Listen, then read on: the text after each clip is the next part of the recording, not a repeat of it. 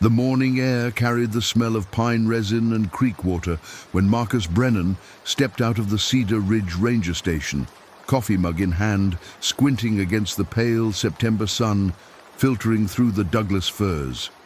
He was 42 years old, had worked for the Forest Service for 16 years, and knew these 1,200 square miles of northern Montana wilderness the way other men knew their own backyards.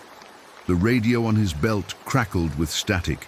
Then came Helen's voice from the main station 30 miles south. "Cedar Ridge, this is dispatch. You copy?"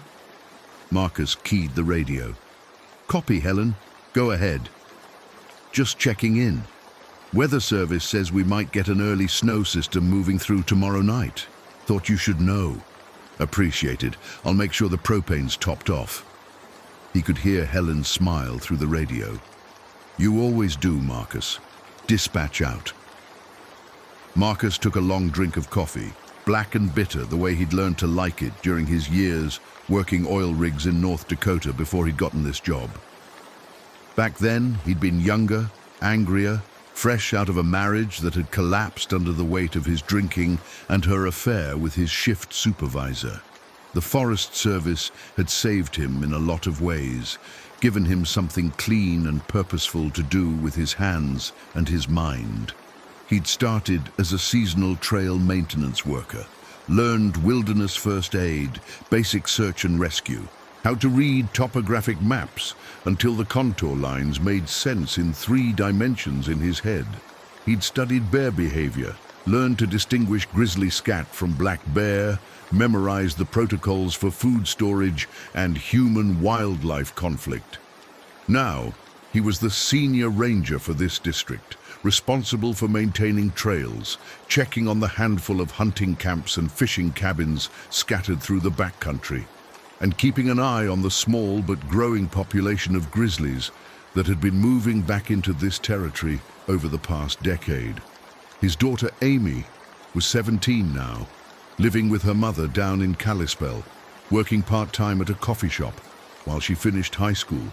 They talked every Sunday, sometimes awkward conversations where he didn't know what to say about her boyfriend or her college applications. But they talked. That was something. His ex-wife Jennifer had remarried, a dentist named Paul who seemed like a decent enough guy from what Marcus could tell. The jealousy had faded years ago, replaced by a dull gratitude that Amy had stability, a nice house, a college fund. Marcus lived alone in the ranger station, a sturdy log structure built in the 1960s with a bedroom, office, kitchen and storage room for gear. His truck, a beaten Forest Service F-250 with 200,000 miles on it, sat in the gravel lot. He had a satellite phone for emergencies, a regular landline that worked most of the time, a shortwave radio for weather updates, and enough food stored to last a month if he needed it. He kept his gear meticulously organized, medical kit with sutures and antibiotics, climbing rope, bear spray canisters with fresh expiration dates, a Remington 870 12 gauge loaded with slugs, a Marlin .45-70 lever-action rifle that could stop a charging grizzly if he got the shot placement right. He'd fired both weapons at bears exactly twice in 16 years, warning shots that had sent young males scrambling back into the timber. He'd never killed a bear and hoped he never would. Today was Wednesday, and he had a list of tasks that would keep him busy until dark. First, he needed to check the Widow Creek trailhead where hikers had reported a broken footbridge. Then he'd swing by the Morrison cabin, an old hunting lodge that a family from Great Falls leased every fall, to make sure they'd properly stored their food and weren't leaving garbage out. After that, he'd head up to Sentinel Peak, the high point in his district, to check the weather station and glass the valleys with his binoculars for any signs of poaching or illegal camping. It was a good day's work, the kind that left him tired and satisfied.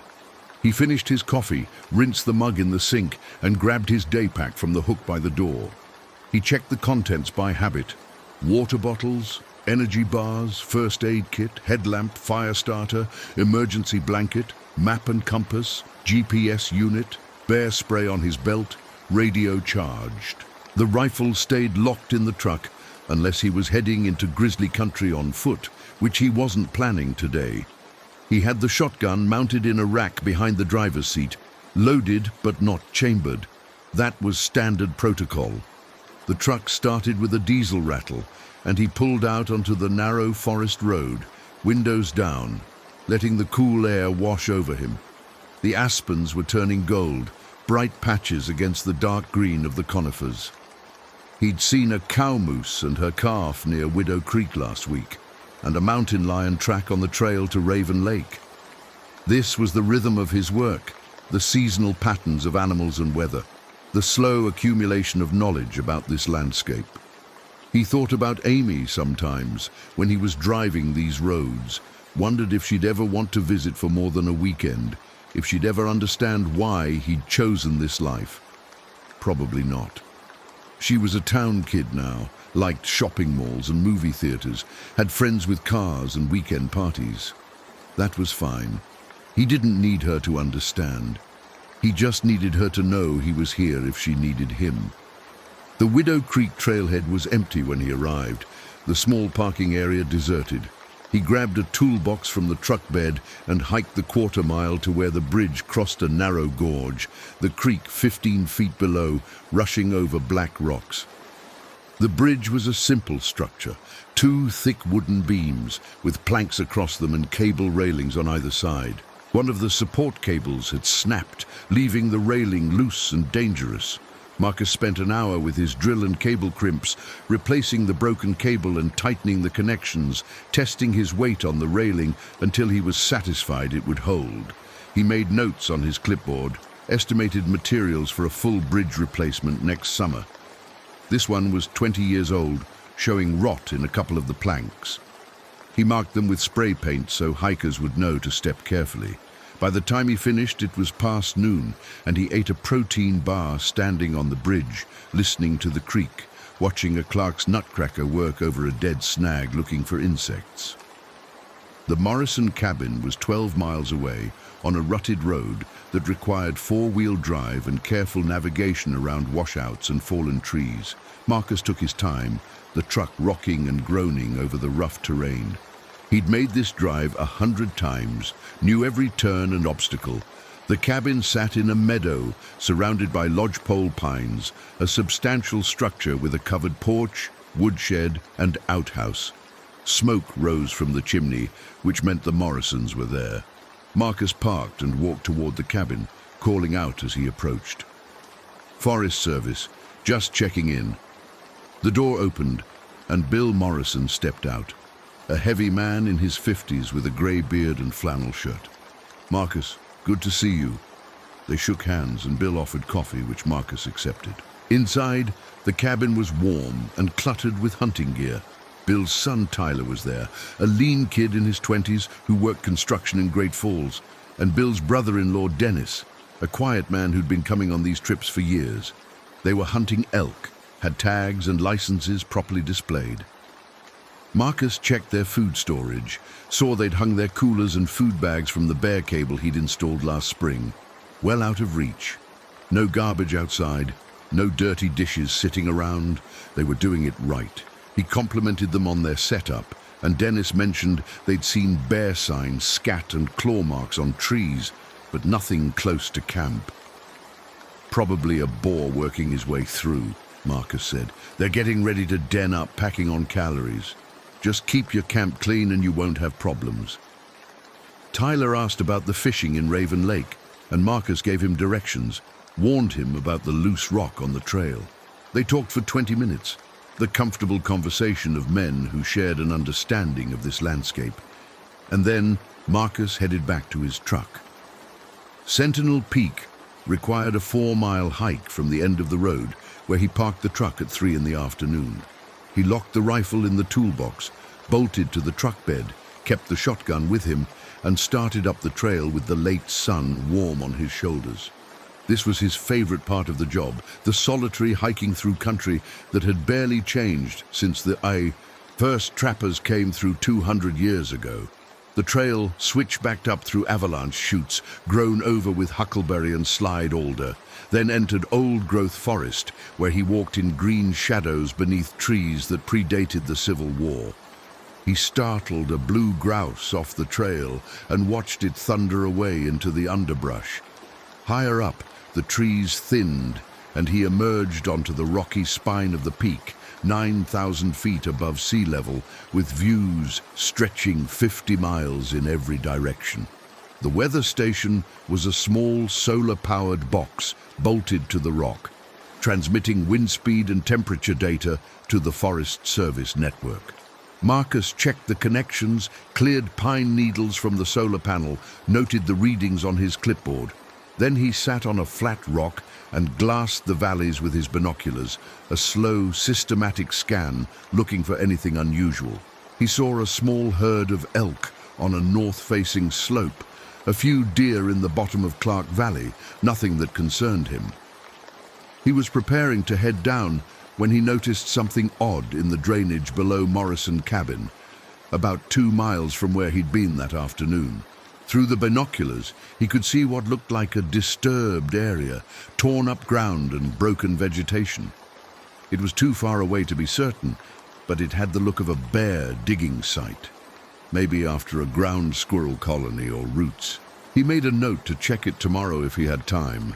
Bears digging wasn't unusual this time of year, but it was close enough to the cabin to be worth monitoring. He glassed the area for another few minutes, didn't see any bears, then started down the trail as the shadows lengthened and the temperature dropped. By the time he reached his truck, twilight was settling over the forest, that blue hour when the woods seemed to hold their breath. He drove back to the ranger station with his headlights cutting through the gathering dark, saw a pair of eyes flash green by the roadside, probably a deer. At the station, he cooked dinner. Pasta with canned sauce and a can of tuna mixed in, protein and carbs. He called Amy while he ate, got her voicemail, left a message saying he loved her and hoped her chemistry test had gone okay. Then he wrote up his daily report, checked the weather forecast on his laptop, and read for an hour before bed, a paperback western he'd been working through. The wind picked up overnight, rattling the windows, and he woke once around 3 in the morning to the sound of something large moving past the station, heavy footsteps in the gravel. He lay still, listening, heard it move away into the trees, probably an elk. He went back to sleep. Thursday morning brought low clouds and a damp chill that promised rain by evening. Marcus spent the morning doing maintenance around the station, replacing worn-out hinges on the storage shed, splitting firewood, organizing his gear room. Around 11, the radio crackled, and it was Helen again, her voice tight with something that wasn't quite alarm, but close to it. Cedar Ridge. We've got a report from a hunter calling in on his satellite phone. Says there's been some kind of incident at one of the cabins in your district. Morrison Cabin, I think. He's not being very clear, but he says there's injuries. Maybe a bear attack. Can you respond? Marcus felt his stomach drop, that instant spike of adrenaline that came with emergency calls. Copy. I'm heading there now. Get search and rescue on standby and see if you can raise the helicopter from Kalispell. What's the hunter's name? Says his name is Dennis Carver. That sound right? Yeah, that's Bill Morrison's brother-in-law. I was just there yesterday. Tell him I'm en route, ETA 45 minutes. Cedar Ridge out. He was moving before he finished the transmission, grabbing his medical pack, the rifle, extra ammunition, bear spray, satellite phone. His hands were steady, but his mind was racing through possibilities. A bear attack at Morrison Cabin meant someone was hurt, maybe badly. Dennis was a calm guy, not prone to panic, so if he was calling it in, it was serious. Marcus threw everything in the truck and headed out, pushing the F-250 as fast as he dared on the rough road, the diesel engine roaring. The drive took 38 minutes of hard driving, rocks pinging off the undercarriage, the truck sliding through mud patches where yesterday's sunshine had softened the road. He kept the radio on, heard Helen trying to coordinate with search and rescue, heard them say the helicopter was grounded due to the low clouds and wouldn't be able to fly until the weather cleared. That meant any medical evacuation would have to be by truck, a rough 3-hour drive to the nearest hospital in Columbia Falls. Marcus swore under his breath and drove faster. When he reached the meadow where the cabin sat, he saw Dennis standing in the open, waving his arms. Marcus pulled up, grabbed the medical kit and rifle and ran toward him. Dennis was pale, his hands shaking. "It's Tyler. He's hurt bad. Bill's with him inside." "What happened?" "Bear came into camp about an hour ago. Tyler was outside by the woodshed. The bear it went after him. Bill fired shots and it ran off, but Tyler's torn up pretty bad." Marcus ran for the cabin, Dennis following. Inside, the warmth of the wood stove couldn't mask the smell of blood and fear. Tyler Morrison lay on one of the bunks, his shirt cut away, his left arm and shoulder a mess of deep lacerations, the flesh peeled back in strips. Bill was kneeling beside him, pressing a towel against the worst of the wounds, the towel already soaked dark red. Tyler was conscious, his face gray, his breath coming in short gasps. Marcus dropped to his knees beside the bunk, his training kicking in, the wilderness first aid protocols running through his head. Check airway, breathing, circulation, control bleeding, treat for shock. He pulled on nitrile gloves from his kit, did a rapid assessment. The wounds were bad, deep, parallel lacerations from claws raking down Tyler's arm and across his shoulder and upper chest. The flesh was mangled, but Marcus didn't see arterial bleeding, didn't see bone. That was something. "Tyler, I'm Marcus, the ranger. You're doing good. Staying calm. I'm going to take care of you." Tyler's eyes focused on him, wide with shock and pain. It came out of nowhere. I was just getting wood." "I know. You're going to be okay. Bill, keep that pressure on. Dennis, I need you to heat some water, clean water as much as you can, and find me clean towels, sheets, anything we can use for bandages." His hands moved quickly, pulling supplies from his kit, gauze pads, rolled bandages, irrigation solution, antibiotic ointment, trauma shears, tape. He had a quick clot, dressing for severe bleeding, pain medication, antibiotics. He wished he had more, he wished he had a hospital, but he had 16 years of experience dealing with injuries in the backcountry, and he'd seen worse than this. Not often, but he'd seen it. He irrigated the wounds with clean water, flushed out dirt and debris, saw that the damage was mostly to muscle and fat, the clavicle intact, no signs of penetrating chest injury. Tyler gasped and whimpered as Marcus worked, but he didn't pass out. That was good. Marcus packed the deepest wounds with gauze, applied pressure dressings, wrapped Tyler's shoulder and arm in layers of bandages. The bleeding slowed, then mostly stopped. He gave Tyler ibuprofen and antibiotics from his kit, made him swallow water. Then he covered him with blankets and elevated his feet, treating for shock. "Okay," Marcus said, standing up, stripping off his bloody gloves. "He's stable for now, but he needs a hospital. Helicopter's grounded due to weather, so we're driving him out.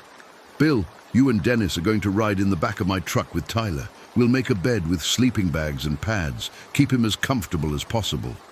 It's going to be rough, but it's the only option." Bill's face was haggard. "Is he going to make it?" "If we move fast, yes. The bleeding's controlled, no major arteries hit, but we need to go now." They worked quickly, loading Tyler onto a backboard improvised from a piece of plywood, carrying him out to the truck. Marcus laid out sleeping bags and foam pads in the truck bed, and they settled Tyler there with Bill and Dennis on either side to stabilize him during the drive. Marcus covered them with a tarp to keep off the rain that was starting to fall, light but steady. He gave Bill his satellite phone. "Call Helen at dispatch, tell her we're en route. If Tyler's condition changes, if the bleeding starts again, you call me on the radio immediately." Bill nodded, his jaw set. Marcus climbed into the driver's seat and started the engine, his mind already mapping the route, calculating the fastest way to the highway.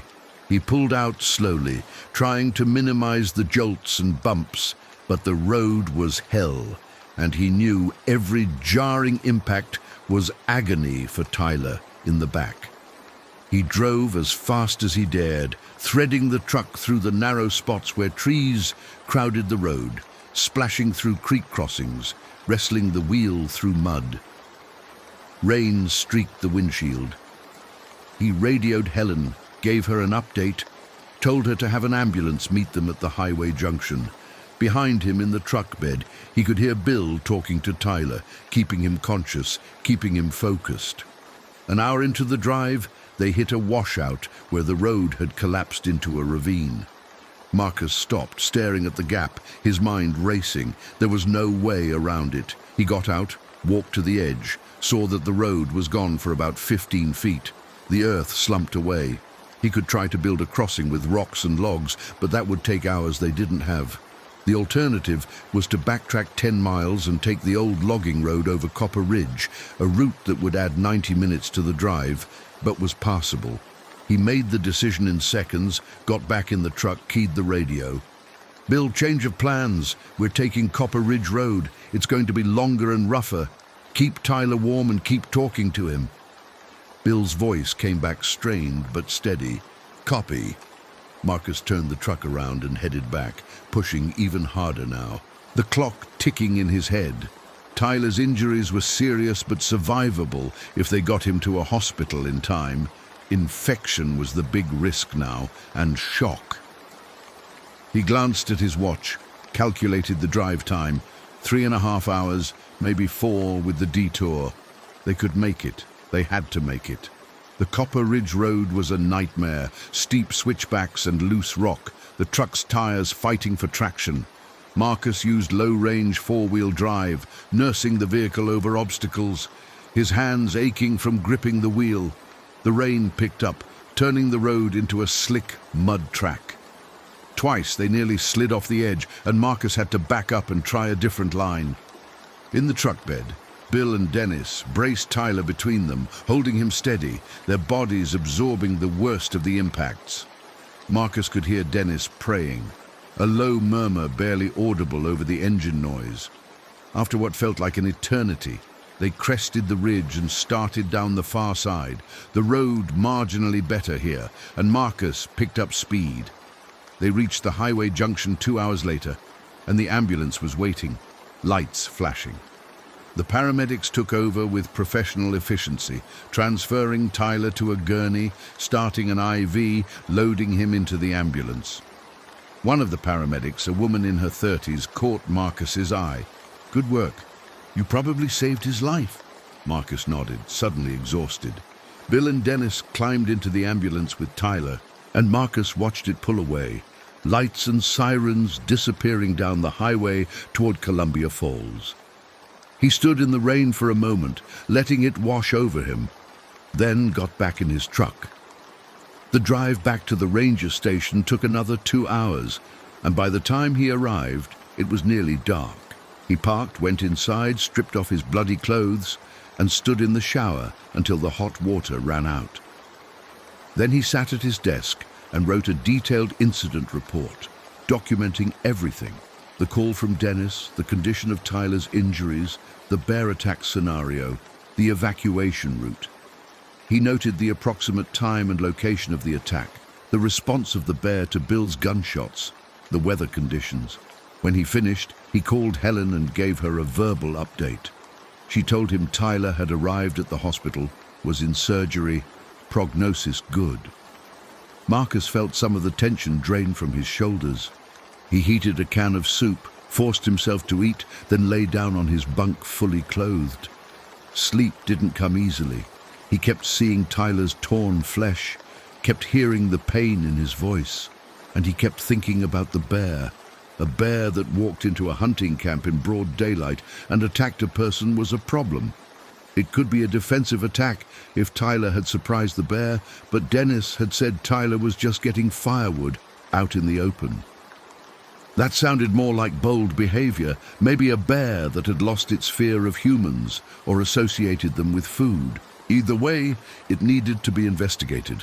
He'd have to go back tomorrow, find the bear's tracks, try to determine what had happened and whether this was an isolated incident or the start of something worse. He finally dozed off sometime after midnight, a restless sleep full of fragmented dreams about bears and blood. He woke before dawn to the sound of the satellite phone ringing, a harsh electronic chirp that cut through the silence. He fumbled for it in the dark, his heart pounding. Brennan. It was Helen, and her voice was shaking. "Marcus, we've got another call. Another incident. It's the Simmons camp up near Raven Lake. They're reporting a bear attack. Multiple injuries. They're saying someone's dead." Marcus was on his feet, adrenaline flooding his system, his hands moving automatically to grab gear. "How many people at that camp?" "I don't know." The call was broken up. Satellite connection's bad with the storm. "But they need help, Marcus. They need help right now." "Copy. I'm heading there. Get search and rescue moving, and get that helicopter up as soon as the weather clears. Cedar Ridge out." He threw on his clothes, grabbed his packs, the rifle, extra ammunition, the medical kit. His mind was clear now, locked into emergency mode, the fatigue and horror of yesterday shoved into a corner where they couldn't touch him. The Simmons camp was a commercial outfit, a guide service that brought in hunters and photographers, usually 3 or 4 clients plus guides and a cook. That meant potentially 6 or 8 people. If someone was dead and there were multiple injuries, this was worse than Morrison Cabin. Much worse. He loaded the truck and headed out into the pre-dawn darkness, the headlights barely cutting through the rain and fog. The road to Raven Lake was even rougher than the Morrison route, a primitive track that wound through dense timber and across creek beds. It took an hour of hard driving, and by the time he reached the Simmons camp, the sky was beginning to lighten, a grey, miserable dawn that did nothing to improve visibility. The camp was a cluster of canvas wall tents and a large cook tent arranged around a central fire pit. Marcus saw people moving, heard voices raised in panic and grief. He parked and grabbed his gear, the rifle slung over his shoulder, and ran toward the camp. A man stumbled out to meet him, a guide Marcus knew slightly, a guy named Jake Marsh with 20 years of backcountry experience. Jake's face was streaked with tears, and his hands were shaking. "Ranger, thank God, it's Rick, the bear. The bear killed him." Marcus gripped Jake's shoulder. "Show me."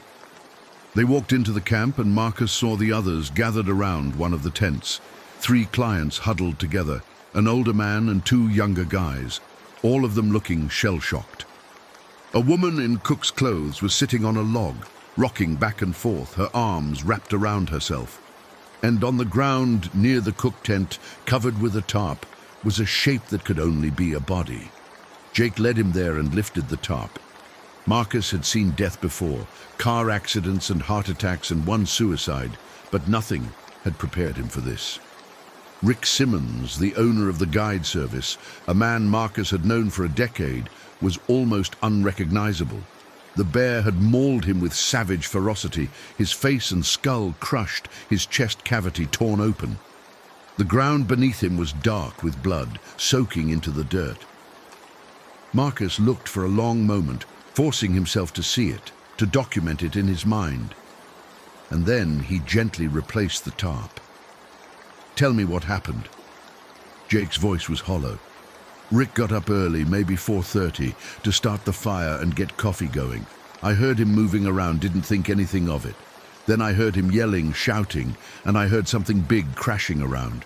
By the time I got out of my tent with my rifle, the bear was on top of him. It was, Jesus, Marcus, it was killing him. I fired 3 shots in the air and it ran off, but Rick was already gone." "Did you see which direction it went?"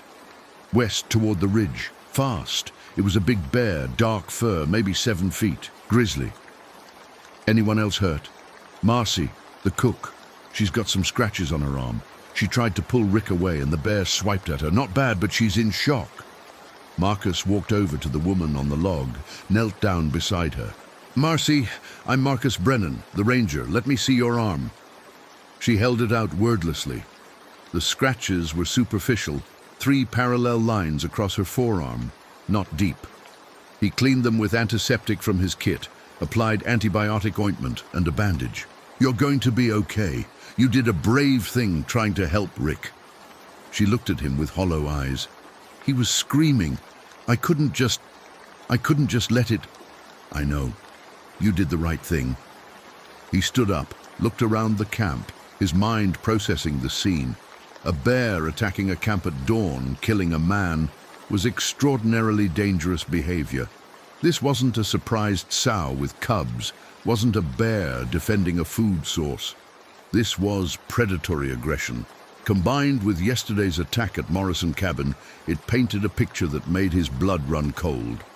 Either they had one extremely aggressive bear moving through the district, or they had multiple problem bears. Either scenario was a crisis. He gathered everyone together, the guides, the clients, the cook. "Listen to me. We need to evacuate this camp right now. Pack only essentials. Leave everything else. We're hiking out to the trailhead where my truck is, and I'm getting all of you to safety. Then I'm coming back with wildlife officers, and we're dealing with this bear." One of the clients, a young guy in expensive hunting clothes, spoke up. "Shouldn't we go after it, track it and kill it?" "No," Marcus said flatly. "None of you are equipped or trained for that. This is a management situation now. My priority is getting you out safely." They moved quickly, years of backcountry experience making the breakdown efficient despite the shock and grief. Jake and the other guide, a younger man named Cole, packed the essentials into backpacks. Marcus organized them into a tight group, himself in the lead with his rifle ready, Jake bringing up the rear with his own rifle, a .300 Winchester Magnum. The clients and Marcy walked in the middle. Marcus left Rick's body where it was, covered. There was nothing else to be done for him now. They started down the trail toward the trailhead, 2 miles through dense forest and along the edge of the lake. The rain had stopped, but the fog was thick, reducing visibility to 50 feet. Marcus moved carefully, his eyes scanning the trees, every sense alert. The others followed in silence, the only sounds their boots on the wet trail and the drip of water from the branches overhead. They were halfway to the trailhead when Marcus saw the tracks, fresh bear tracks, enormous, crossing the trail from right to left, heading down toward the lake. He held up a hand, stopped the group, knelt to examine the prints. They were grisly, front paw print over 11 inches long, claw marks extending 3 inches beyond the pad. A big boar, probably 600 pounds or more. The tracks were so fresh that water was still seeping into them, which meant the bear had crossed here within the last few minutes. Marcus felt his pulse quicken. The bear was close, maybe watching them right now from the timber. He stood slowly, brought the rifle to a ready position, low but ready to snap up. "Stay together. Stay quiet. We keep moving." They walked in tense silence, every snapping twig and rustle in the brush making people flinch. Marcus led them around a bend in the trail and saw more tracks. And then he saw the bear. It was 30 yards ahead, standing in the middle of the trail facing them. A massive grizzly with dark brown fur, its head swinging back and forth, testing the air with its nose. For a long, frozen moment they stared at each other, human and animal, and Marcus felt the weight of the rifle in his hands, felt his finger move to the trigger guard. The bear huffed, a loud explosive sound, and took a step toward them. Marcus raised the rifle to his shoulder, centered the sights on the bear's chest. Behind him, he heard someone whimper, heard Jake chamber around in his own rifle. The bear took another step, its head low, its eyes fixed on them. Marcus shouted, his voice loud and commanding, "Get out of here! Go on! Get!" The bear stopped, huffed again, and then, to Marcus's profound relief, it turned and crashed off into the forest, moving fast, branches breaking under its weight. They heard it splashing through a creek, heard it moving away up the slope, and then the sounds faded, and there was only the drip of water and the hammering of Marcus's heart in his chest. "Keep moving," he said, his voice tight. "Fast! They covered the last mile almost at a run, stumbling over roots, not caring about noise now, just wanting to get out of the forest. When they reached the trailhead and Marcus's truck, everyone sagged with relief. Marcus loaded them in, clients in the cab, guides, and Marcy in the truck bed under the canopy. He drove them out to the highway, called Helen on the radio, arranged for transportation to get them to town. While they waited for the shuttle van, Jake pulled Marcus aside. "What the hell is happening, Marcus? I've guided in grizzly country for 20 years and I've never seen anything like this." "I don't know," Marcus admitted. "But we've got a serious problem. 2 attacks in 2 days, 1 fatal. This bear, or these bears, they're not behaving normally. They're actively aggressive toward humans." "You think it's the same bear from Morrison Cabin?" "I don't know yet. I need to check the tracks, get wildlife services involved. But yeah, it's possible." The van arrived and Marcus watched them leave, Jake's haunted face in the window. Then he drove back to the ranger station, called Helen, gave her a full report. She connected him to the regional wildlife manager, a woman named Carol Dietz, who'd worked grizzly management for 30 years. Carol listened to his description of both incidents, asked detailed questions about the bear's behavior, the locations, the timeline. "Okay," she said finally. "I'm declaring an emergency closure of your district effective immediately. No public access until we resolve this. I'm sending a team up with you tomorrow morning, 2 wildlife officers with darting equipment and hounds. We're going to find this bear, and we're going to remove it, either relocation or lethal if it's too dangerous. In the meantime, you stay at the station, stay armed, and don't take any unnecessary risks." "What about the Morrison group, Bill and Tyler's family?" "I'll have someone contact them, get their hunting trip officially cancelled and refunded. Right now, your district is a hazard zone." Marcus agreed, hung up, sat in silence at his desk. 2 days ago, his biggest concern had been a broken bridge and making sure hunters stored their food properly. Now he had a dead man, a badly injured kid, and a grizzly bear that had demonstrated lethal aggression twice in 36 hours. His district, his responsibility, his territory, and somewhere out there in the fog and rain, a bear was moving through the forest, maybe hunting again.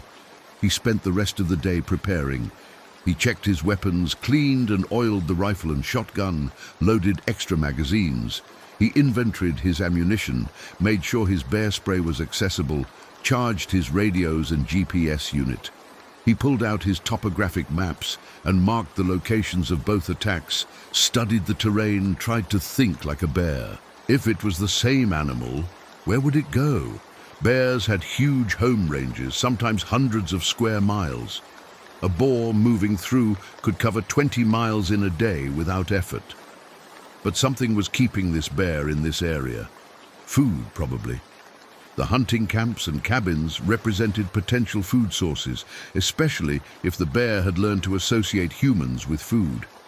Or maybe it was something else, injury or disease that made it more aggressive.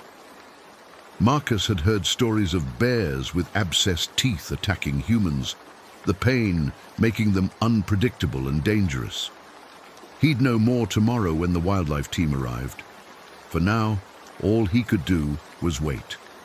He made dinner, rice and beans, forcing himself to eat. He called Amy, got her voicemail again, left a message that was carefully upbeat. Nothing about the attacks. She didn't need that worry. Then he sat by the window with the shotgun across his lap, watching the forest as darkness fell. The wind picked up, branches creaking and groaning. He saw shadows moving in the trees, his imagination conjuring bears from every flicker of motion.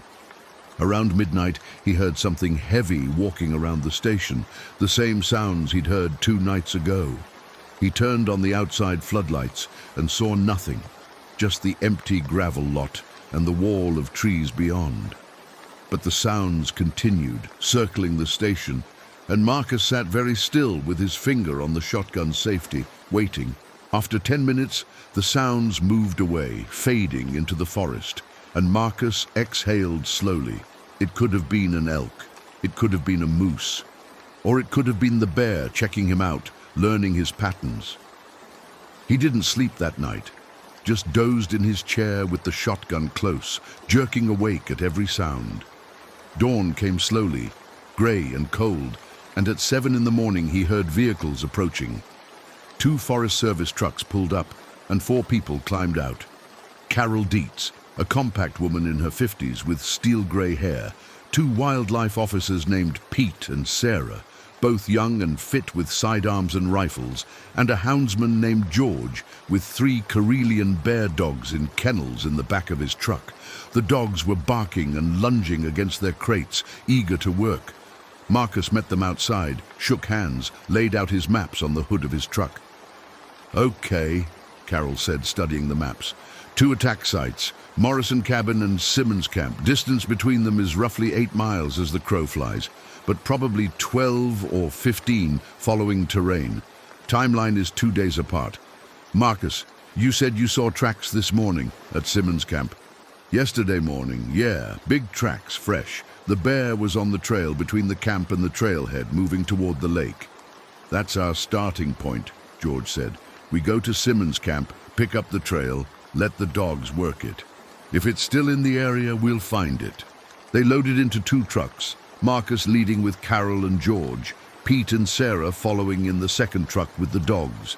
The drive to the Simmons trailhead took 45 minutes, and then they geared up for the hike. Everyone carried rifles, bear spray, radios. The dogs were on leashes, straining forward, their noses working.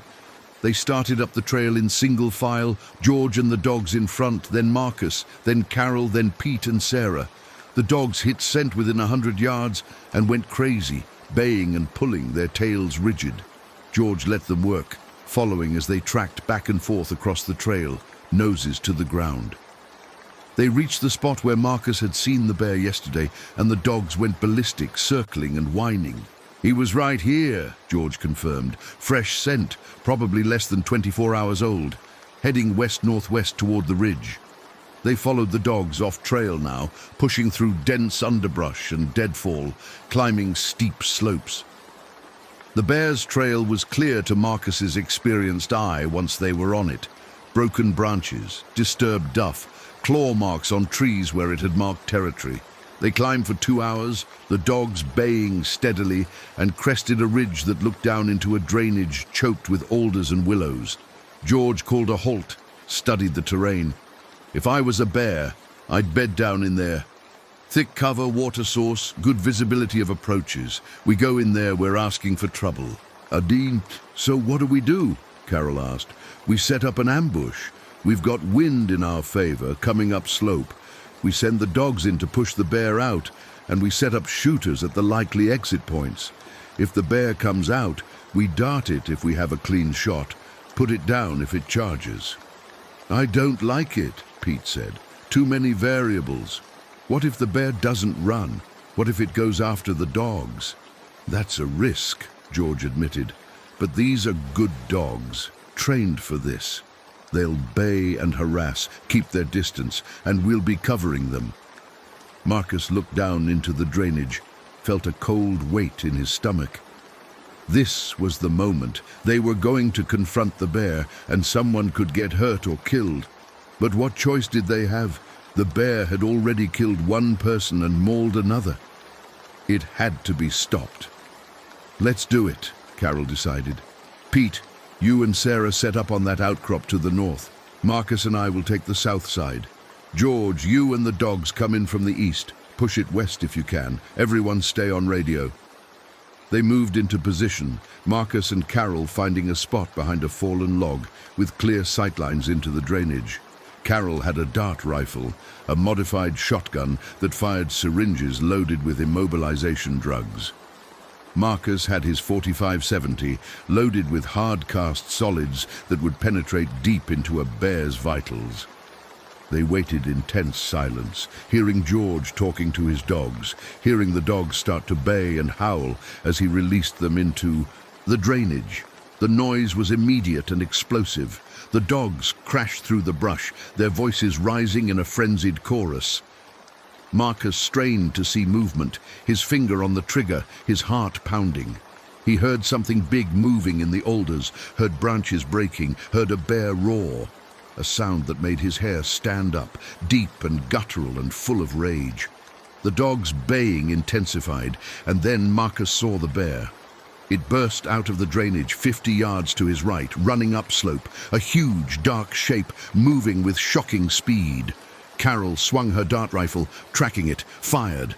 The dart gun thumped, and Marcus saw the dart fly wide, missing. The bear kept running, heading straight up the steep slope toward a band of cliffs. Pete and Sarah were shooting now, their rifles cracking, but the bear was moving too fast, angling away from them. It reached the cliffs and disappeared into a jumble of boulders and stunted pines. The dogs were still in the drainage, baying wildly. George's voice came over the radio, urgent. "I've lost visual on the bear. Did anyone get it?" "Negative," Carol said. "It went up to the cliffs." "Repeat, it's in the cliffs." "Pulling the dogs back," George said. "Stand by." They waited, the adrenaline singing in Marcus's veins, his rifle still trained on the cliffs. The dogs emerged from the drainage, panting and excited, and George leashed them, brought them back to the group. They gathered at the base of the cliffs, looking up at the maze of rock and trees. "It's in there somewhere," Pete said. "We could go in after it." "Hell no," Carol said. "That's suicide terrain. We'd be climbing blind into ambush country. The bear has every advantage." "So what do? We wait. It'll either come out or it'll stay bedded. Either way, we're not going in there." They set up a watch, taking turns glassing the cliffs with binoculars, waiting for any sign of movement. Hours passed. The clouds broke and weak sunshine slanted through, warming the rocks. Marcus ate an energy bar, drank water, kept scanning. Around 3 in the afternoon, George's dog started growling, low and steady. George looked at them, then looked at the cliffs. "Something's moving up there?" Marcus raised his binoculars, scanned the rock faces, saw nothing. Then he saw it, a flash of brown fur behind a boulder, maybe 200 yards up. The bear was working its way along the cliff band, moving parallel to them, heading south. "There," Marcus said, pointing. Everyone saw it now. Carol raised the dart rifle, calculated the range, shook her head. "Too far, bad angle. If I hit it up there and it falls, it could die from the impact." "So we follow it," Pete said.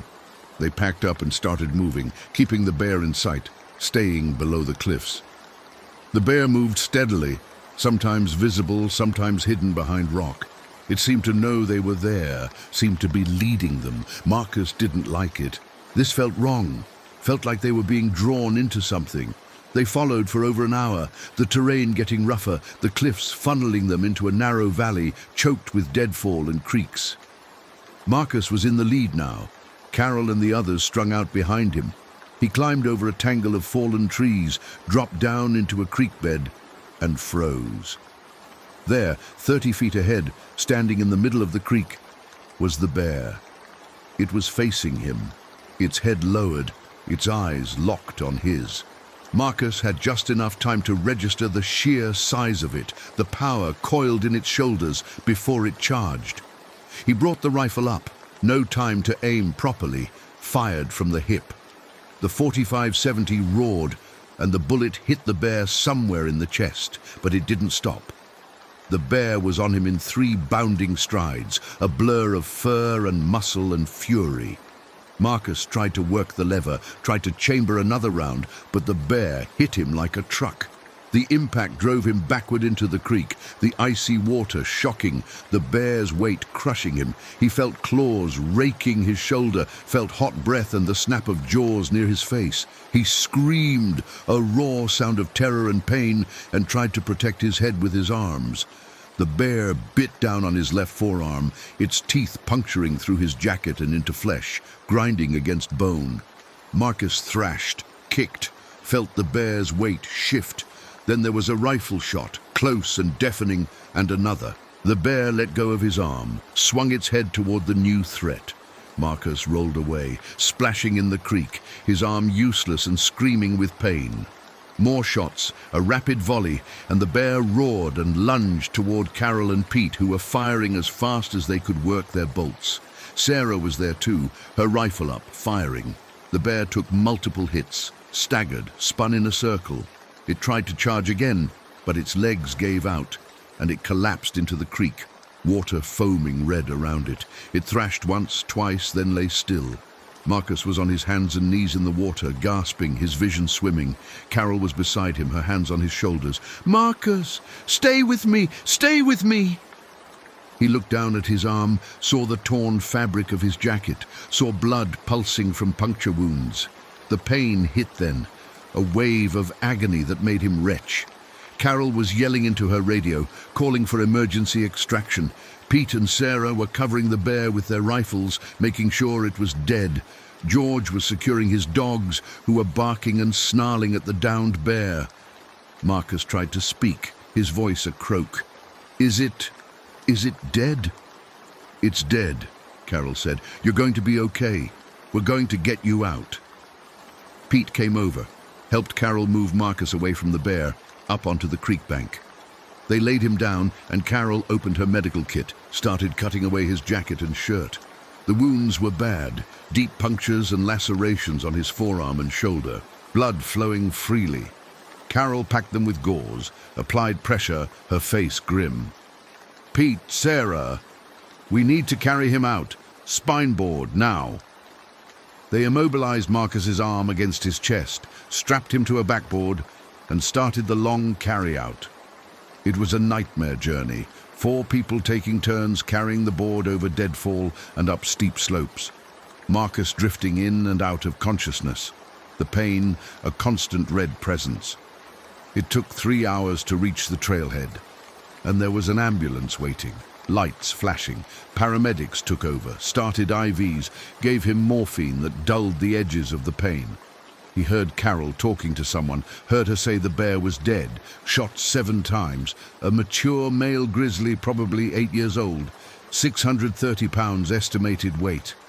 They loaded Marcus into the ambulance, and he rode to the hospital in a blur of sirens and fluorescent lights. At the emergency room in Columbia Falls, they cleaned his wounds, stitched the lacerations, gave him antibiotics and a tetanus shot. The doctor, a tired-looking man in scrubs, told him the bite had fractured his radius, that he'd need surgery to place a plate and screws, that he was lucky the bear hadn't crushed the bone entirely. They admitted him, scheduled surgery for the next morning. Marcus lay in a hospital bed, his arm immobilized in a splint, an IV drip feeding him pain medication, and stared at the ceiling. He'd been attacked by a grizzly bear and survived. He'd shot the bear, and it had killed it anyway, or tried to. The image of it charging, the feel of its claws and teeth was seared into his brain. He'd never forget it. Sometime that evening, Amy arrived, driven up by her mother, Jennifer. Amy's face was pale with worry, and when she saw him, she started crying. Marcus reached out with his good arm and pulled her into a hug, felt her shaking against him. "I'm okay, sweetheart, I'm okay. Mom told me what happened. She said a bear attacked you." "Yeah, but I'm tough. Takes more than a bear to keep me down." She laughed through her tears, and he held her, grateful beyond words that he was still alive to hold her. The surgery went well, and Marcus spent 4 days in the hospital recovering. Carol visited, brought him reports. The dead bear had been necropsied, no signs of disease or injury that would explain its aggression. Its stomach content showed it had been eating normally, berries and roots and some carrion. No human remains, no signs it had been scavenging at the camps. It was just an aggressive bear, maybe territorial, maybe just having a bad week. The wildlife team had also investigated the Morrison cabin incident, found tracks and scat that matched the bear they'd killed. It appeared to be the same animal responsible for both attacks. Carol told him Tyler Morrison was recovering well, expected to regain most function in his arm. Rick Simmons's family had been notified, and a memorial service was planned. The district remained closed pending a full investigation and risk assessment. Marcus listened to all of this from his hospital bed, the morphine making everything feel distant and unreal. He thought about Rick Simmons, a good man who'd been killed doing something he loved. He thought about Tyler, a kid who'd carry scars for the rest of his life. And he thought about himself, a ranger who'd spent 16 years learning to coexist with bears, who'd believed he understood them, and who'd been proven wrong in the most violent way possible. When they released him from the hospital, Jennifer drove him back to Kalispell, insisted he stay at her and Paul's house to recover. Marcus didn't have the energy to argue. He spent a week there, sleeping in their guest room, letting Amy bring him meals and change his bandages. His arm was in a cast, the pain manageable with medication. He did physical therapy exercises, worked on regaining range of motion. Slowly he healed, but the dreams didn't stop. Every night he was back in that creek with the bear on top of him, feeling its weight, its claws, its teeth. He'd wake up gasping, sweating, his heart racing. Amy heard him once and came to sit with him, held his hand in the dark until he calmed down. One afternoon, Paul, Jennifer's husband, sat down with him on the back deck, handed him a beer. "You've been through hell," Paul said quietly. "You don't have to pretend you're okay." Marcus looked at him, this man he barely knew. This dentist who'd married his ex-wife and felt something crack inside him. "I keep thinking about Rick Simmons," he said, his voice rough. "I was just at that camp 2 weeks ago, talking to him about the fishing season. And now he's dead, because I didn't see the warning signs. I didn't do enough." "You can't think like that," Paul said. "You did everything right. You responded to emergencies. You got people out. You stopped the bear. You literally put your body between it and other people. That's heroic." "It doesn't feel heroic. It feels like I failed." "You didn't fail. Nature is dangerous. You know that better than anyone. Sometimes terrible things happen, and it's nobody's fault." They sat in silence, drinking their beers, watching the sun set over the mountains. Marcus wanted to believe Paul was right, but the guilt sat in his chest like a stone. After 3 weeks, his arm was healing well enough that he could return to the ranger station. The district was still closed to the public, but he had work to do, equipment to maintain, reports to file. Amy drove him up, helped him carry his things inside. The station looked exactly as he'd left it, but it felt different, smaller and more vulnerable. Amy made him promise to call every day, made him promise to be careful. He promised, kissed her forehead, watched her drive away. Then he went inside, locked the door, and sat at his desk. The files were waiting, a stack of paperwork related to the incidents. He worked through them methodically, documenting everything in precise detail. The radio crackled occasionally with routine traffic, Helen checking in, other rangers reporting on their districts, life going on as normal everywhere except here. As the days passed, Marcus settled back into a routine. He couldn't do heavy physical work with his arm still in a cast, but he could walk the nearby trails, check on the ranger station infrastructure, make phone calls. Carol called to tell him the district would reopen in 2 weeks, that they'd done extensive surveys and found no other problem bears in the area. Hunters and hikers would be allowed back in with appropriate warnings and safety guidelines. Tyler Morrison called, his voice still shaky but determined. He wanted to thank Marcus for saving his life, wanted to know if he could come back and finish his hunt next year. Marcus told him yes, absolutely. They'd make it happen. But Marcus knew something had changed in him. He'd spent 16 years in this job, seeing bears as magnificent animals that deserved respect and protection. He still believed that intellectually. But emotionally, every shadow in the forest now looked like a bear. Every snapping branch was a threat.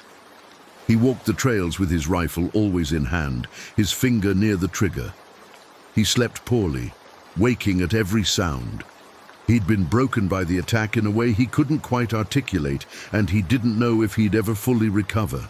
One evening, about 5 weeks after the attack, Marcus was sitting on the station porch, watching the sunset, when he heard a vehicle approaching.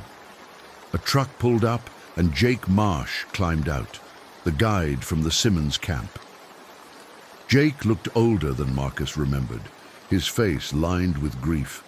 They shook hands and Jake sat down on the porch steps. "I wanted to come see how you were doing," Jake said. "Heard you got pretty torn up." "I'm healing," Marcus said. "Arm's gonna be okay. How about you? How are you holding up?" Jake was quiet for a long moment. "I keep replaying that morning, you know? I keep thinking, what if I'd gotten up earlier? What if I'd been outside with Rick? Maybe I could have done something." "You can't think like that. It'll eat you alive." "Yeah, that's what my therapist says. I'm seeing a therapist now. Can you believe it? 20 years guiding and I've never needed one before. But after watching Rick die, after seeing what that bear did to him, I can't unsee it, Marcus. It's there every time I close my eyes." Marcus nodded, understanding completely. "I know. I've got the same thing. The attack replays in my head constantly." "You think you'll keep doing this job?" "I don't know," Marcus admitted. "Some days I think I should quit, move to a town, get a desk job somewhere safe. But then I think about all the years I've invested here, all the things I love about this work. I don't want to let the bear take that away from me." Jake smiled slightly. "That's the right attitude, I guess. Don't let it win." They sat together in comfortable silence, two men who'd survived trauma, who understood each other without needing to explain. When Jake left, Marcus felt a little less alone. The district reopened 6 weeks after the attacks, and hunters and hikers started coming back. Marcus briefed every group that came through, gave them the safety talk, made sure they understood the risks. Most people were respectful, careful, properly scared, but there were always a few who thought they were invincible, who didn't take it seriously. Marcus had less patience for those people now. He was blunt, sometimes harsh, telling them exactly what could happen if they were careless.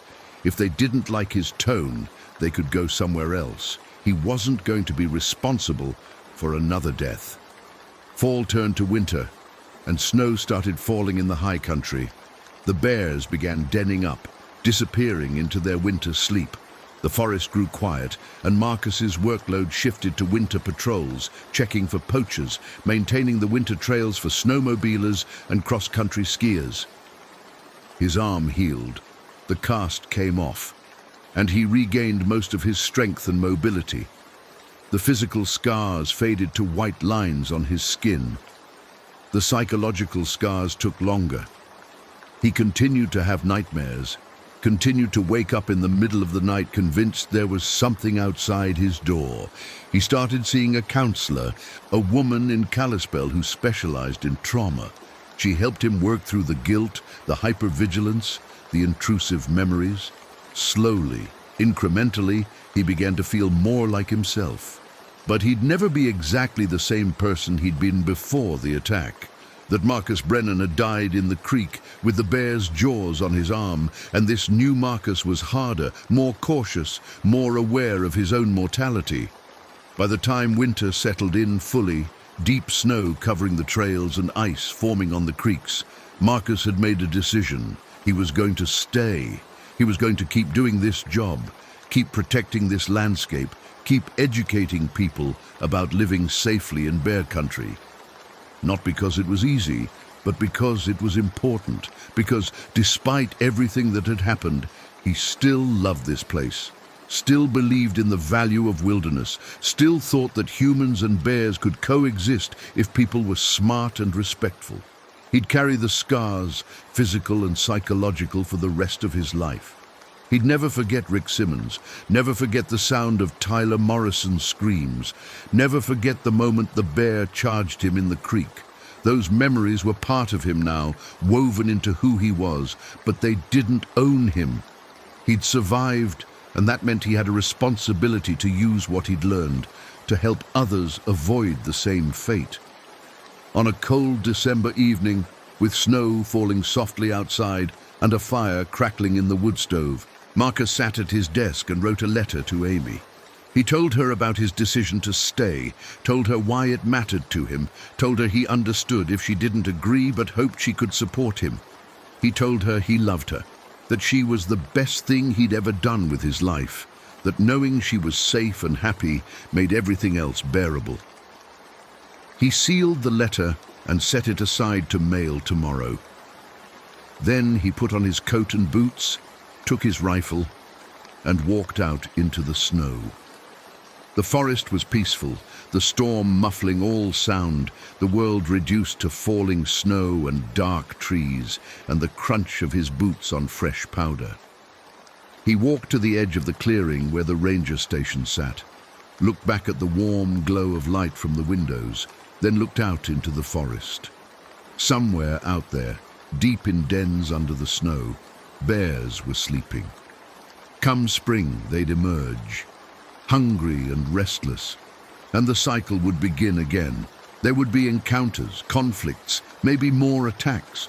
That was the reality of living in wild country. Marcus couldn't prevent all of it, couldn't protect everyone, but he could do his job with integrity, could respond when called, could make a difference for some people. That would have to be enough. He stood in the snow for a long time, feeling the cold seep through his clothes, feeling the ache in his healing arm. Then he turned and walked back to the station, to the warmth and light, to another day of survival in a world that was beautiful and brutal and utterly indifferent to human hope and fear. He was alive. Rick Simmons was dead. Tyler Morrison would carry scars forever. Those were the facts, stark and inarguable. Marcus Brennan, Ranger, would carry those facts with him for the rest of his life, a weight he couldn't put down but could learn to bear. The snow fell, the fire burned, and the forest went on existing, vast and wild and dangerous, exactly as it had for 10,000 years before humans ever set foot here, exactly as it would long after humans were gone.